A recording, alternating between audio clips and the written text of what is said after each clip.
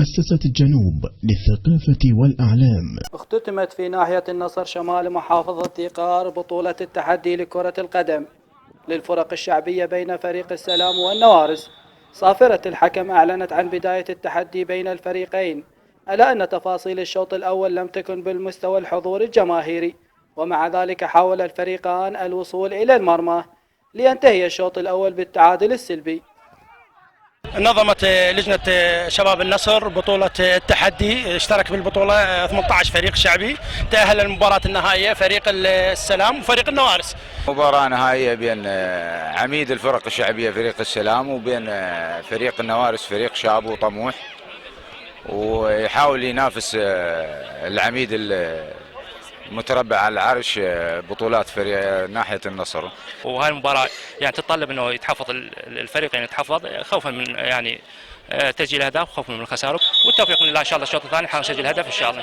شوط آخر من المباراة ارتفعت فيه وتائر الأداء، وحاول الفريقان الوصول إلى الشباك، لكن هذا كان صعبا أمام وجود دفاعا قويا.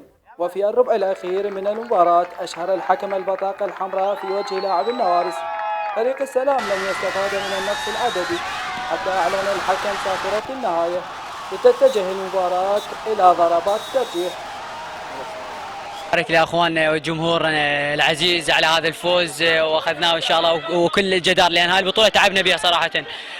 صارنا يعني اكثر من شهر نتمرن، ويعني نشكر الاداريين والمدرب واللاعبين على هذا اللعب. اداريا بارك لاعبي النوارس، ونتمنى انه اسعدنا جماهير اللي وقفت ويانا في هذه المباراه، وان شاء الله نوعدهم التقديم الافضل والاحسن، وان شاء الله للاحسن، والتوفيق من الله سبحانه وتعالى. كان نهائي متميز بين فريقي النوارس وفريق السلام، وانتهت المباراة فوز فريق النوارس بضربات الجزاء. أنا أثمن جهود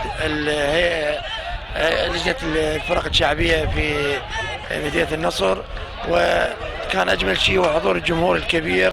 النوارس يقدم عروض مميزة هذا الموسم، ويسقط خصومه واحد تلو الآخر، والضحية اليوم فريق السلام.